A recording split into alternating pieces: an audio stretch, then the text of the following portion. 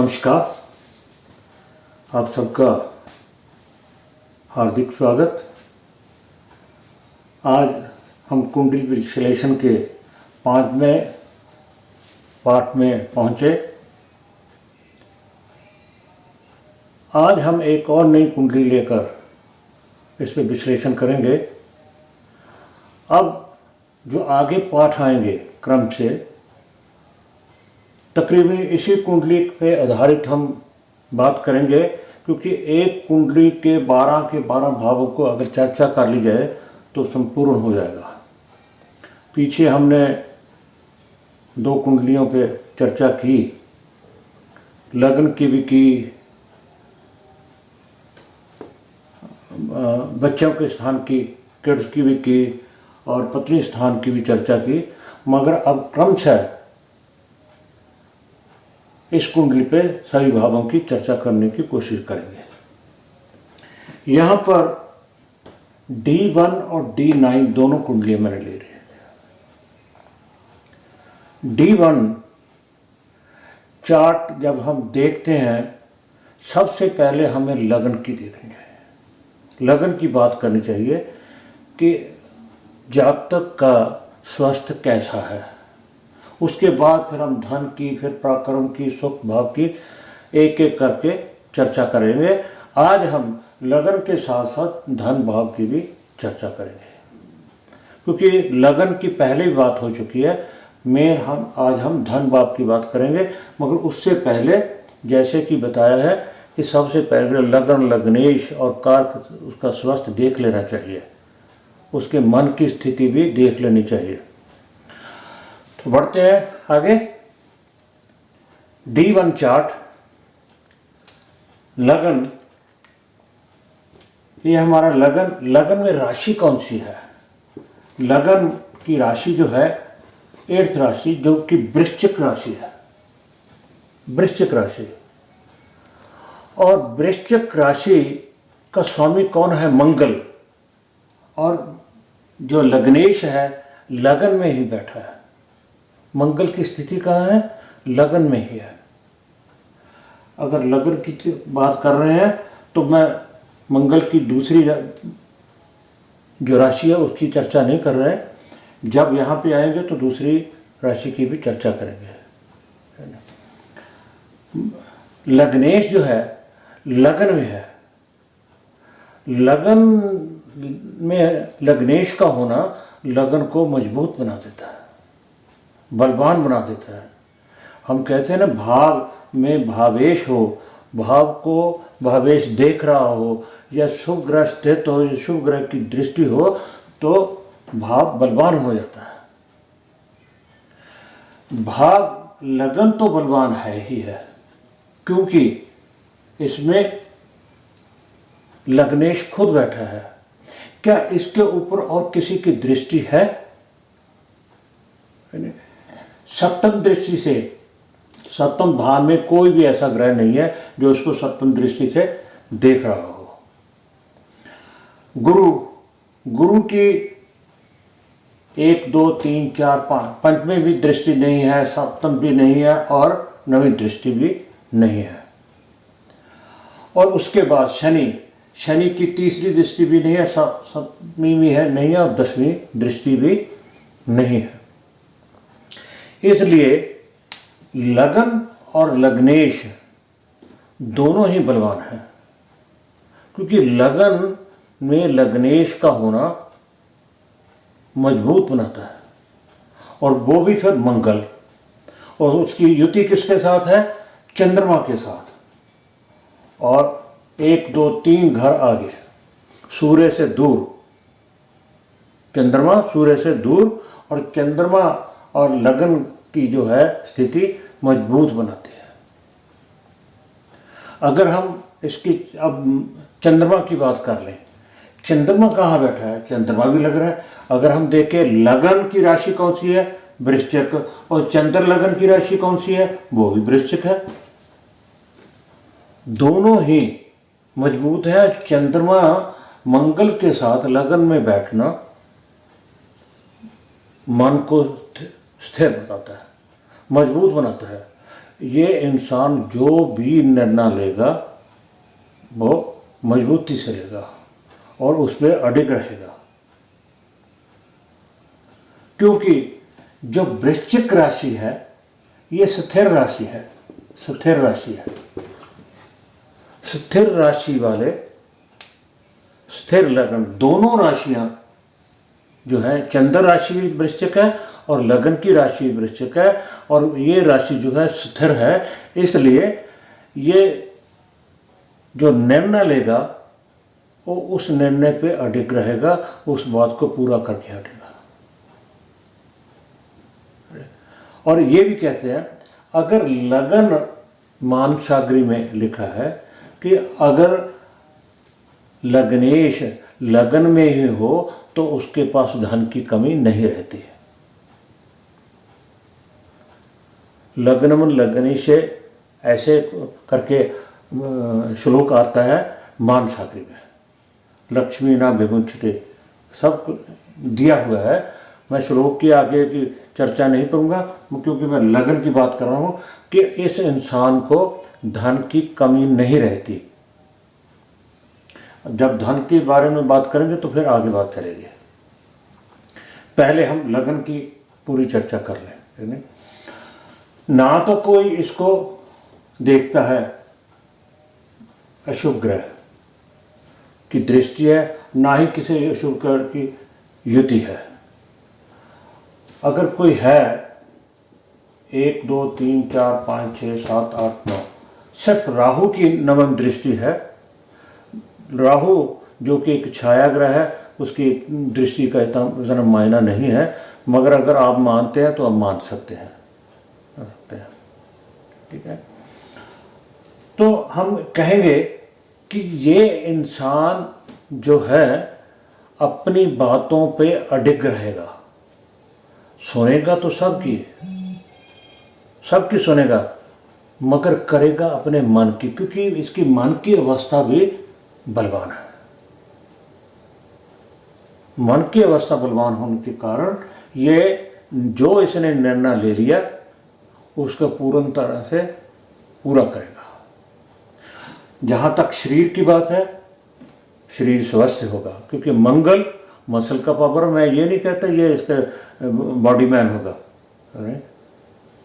मगर शरीर स्वस्थ होगा। और दूसरी बात देखें, यहाँ का कारक कौन है? सूर्य। सूर्य की राशि कहाँ है? दशम में, केंद्र में, और सूर्य खुद कहाँ है? बढ़ोतरी स्थान में, कर्म स्थान का स्वामी होकर बढ़ोतरी स्थान में बैठा है। यानी कर्म की बात नहीं करे, मगर बढ़ोतरी स्थान में, शरीर में तंदुरुस्ती रहेगी। किसके साथ बैठा है? बुध के साथ। राहु केतु भी एक्सिस है, मगर बढ़ोतरी स्थान है में बैठा है, उसका ऑलमोस्ट जो है सही है। अब हम इसको नवाश में देख लें। सबसे पहले देखेंगे कि नवाश में जो लगन की राशि कहाँ गई? त्रिकोण में चली गई। यहां भी केंद्र त्रिकोण कह सकते हैं, केंद्र में भी आता है, त्रिकोण में भी आता है, और यहां पे भी त्रिकोण में, योगकारी त्रिकोण में आ गए।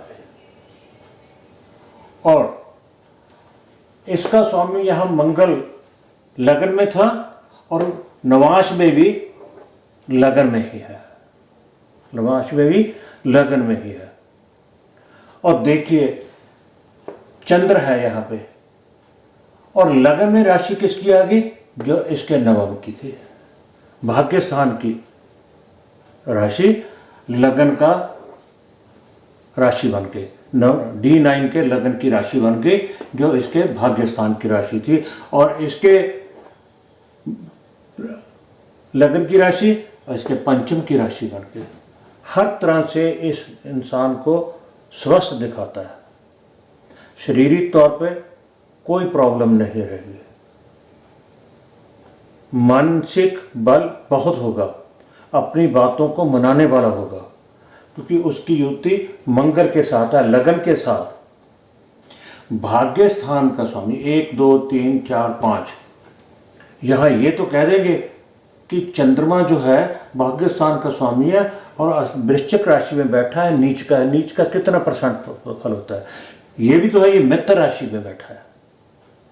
कोई कहता है गिलास आधा पानी का भरा हुआ है, कोई कहता है आधा खाली है, अपनी अपनी सोच है। मगर ये मित्र राशि का होकर बैठा है।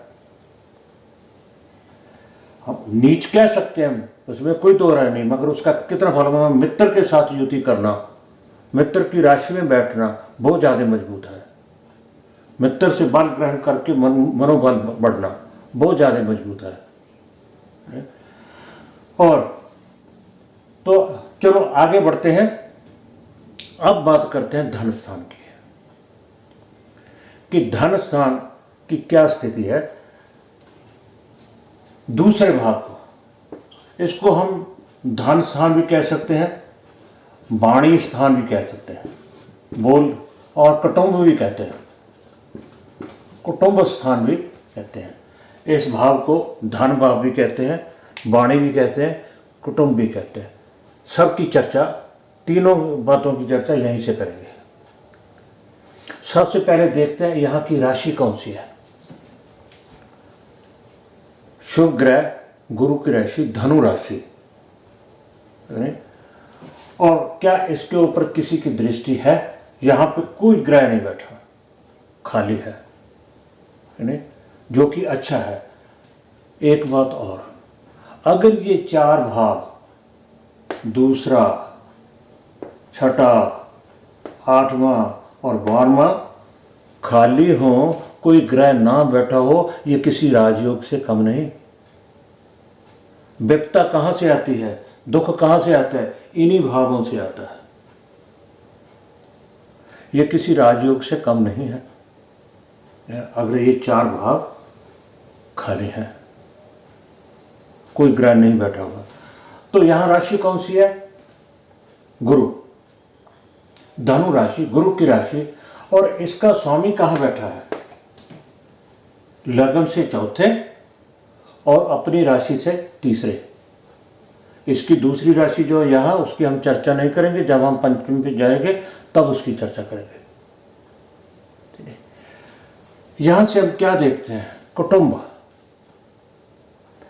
और इसके ऊपर किसी की दृष्टि 1 2 3 4, मंगल की, कैतु की पंचमी होती है, सूर्य की, बुध की नहीं, शनि की 1 2 3, और शनि की भी नहीं, शुक्र की भी नहीं, और मंगल यहाँ बैठा है, गुरु की भी नहीं।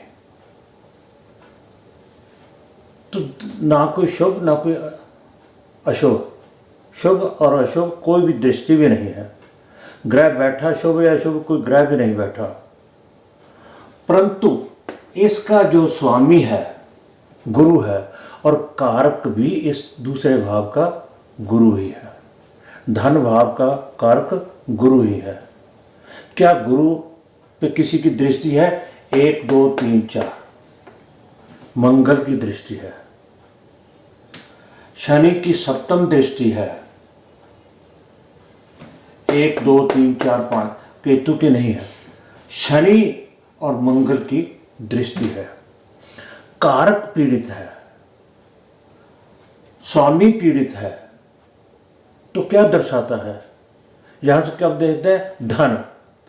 तो ऐसा इंसान धन संचित नहीं कर पाएगा, मगर लगन का लग्नेश में होना, साथ में चंद्रमा मनोबल का होना, धन की कमी नहीं रहेगी। महासागरी में श्लोक दिया, मैंने आपको बताया भी था।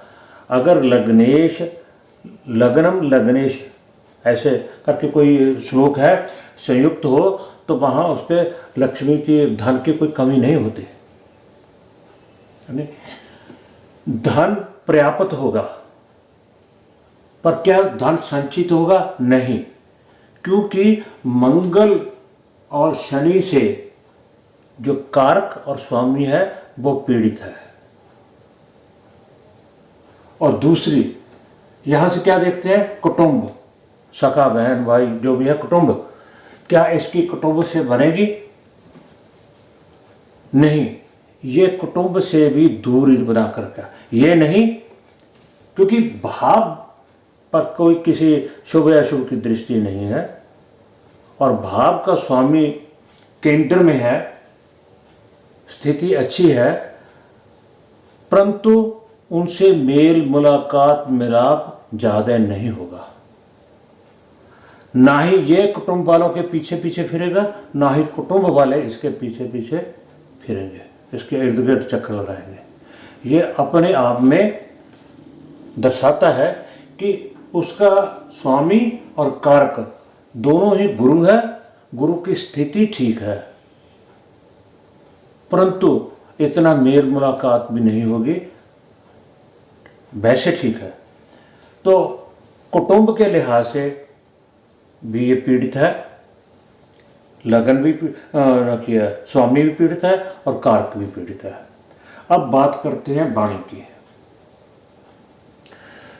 जो इसका बोलचाल वाणी होगी, इसके ऊपर मंगल का प्रभाव है, तो वाणी तो लॉजिक होगी, है नहीं?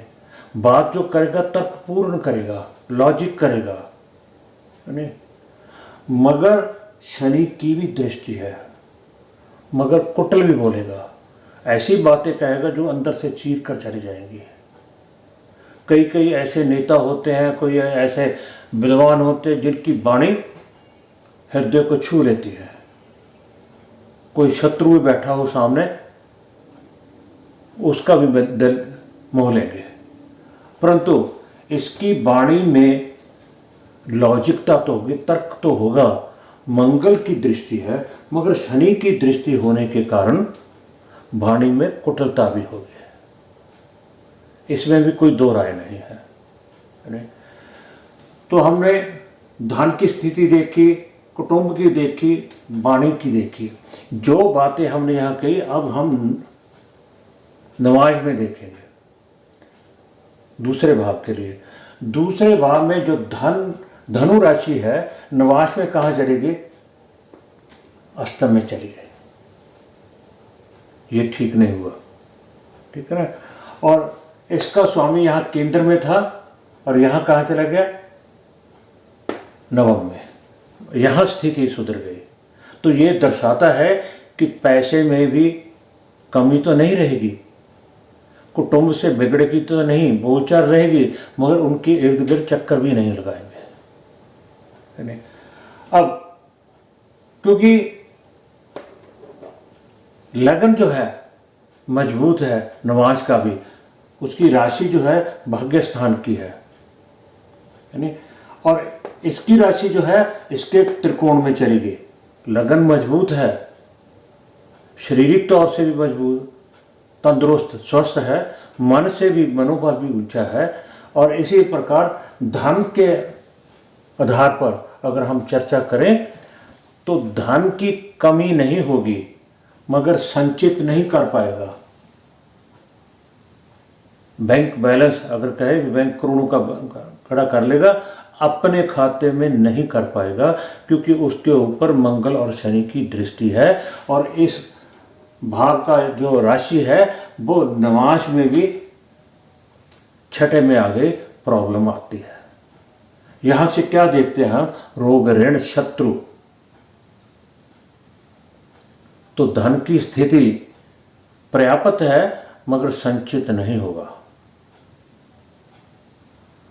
तो अभी हमने कोई दशा नहीं लगाई, कोई और D1 चार्ट नहीं लगाई, जो हमने नहीं भी। एक और बात है, अगर गुरु की बात कर रहे थे, गुरु जो है सूर्य से 1 2 3 4 5 6 भाव दूर है। इसका मतलब ये गुरु सूर्य से दूर है, बकरी भी होगा, मगर बकरी की बात नहीं की, आपको नहीं सिखाया, आपसे नहीं चर्चा हुई, तो इसलिए बकरी की बात नहीं करते। अगर हम अकेले भी देखते हैं तो भी। हाँ, ये है गुरु यहाँ पे किसकी राशि का होकर बैठा? शनि की राशि का, शनि की राशि का होकर बैठा। शनि इसको देख रहा है, भाव को तो मजबूत करता है, मगर गुरु को कमजोर करता है। इस बात का भी ध्यान रहना चाहिए।